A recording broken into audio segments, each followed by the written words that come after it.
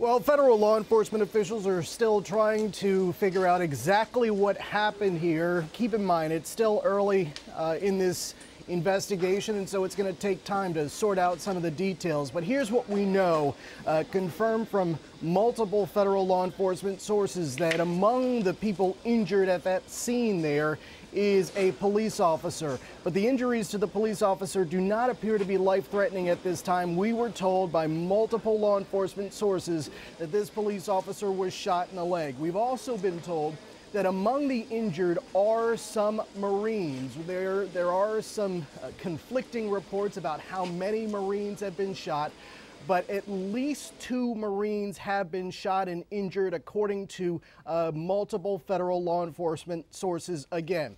Also, we're learning just in the last few minutes, again from federal law enforcement sources, that the shooter involved in this incident in Chattanooga, Tennessee, is deceased. So the shooter is deceased, that according to a federal law enforcement source.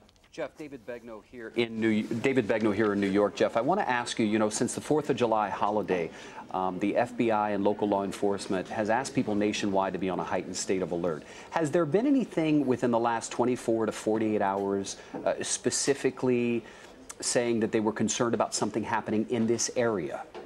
Well, nothing that I am aware of, but as you mentioned, there has been this heightened state of alert, if you will. Federal law enforcement officials are concerned about some of the chatter that they've been seeing on social media in terms of ISIS recruiters encouraging followers to either go overseas and fight or carry out attacks here at home. And so that's what federal law enforcement sources have been concerned about. But in this case, this does not appear to be the case here, although this sort of fits the pattern that you talk about.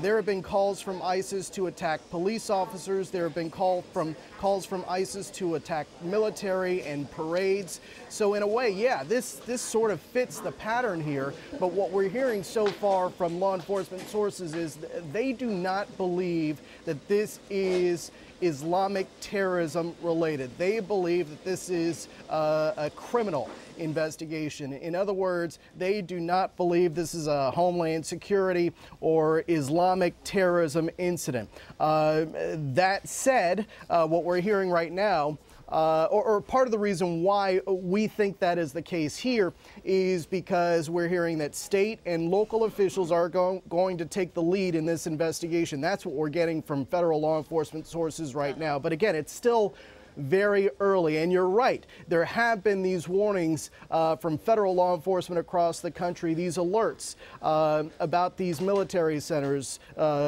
parades, and police officers, these calls from ISIS to carry out attacks here in the U.S. So there is this heightened level of concern. So when something like this happens, people pay attention. All right, our Jeff Pegues there telling us, reporting in that the suspect has been shot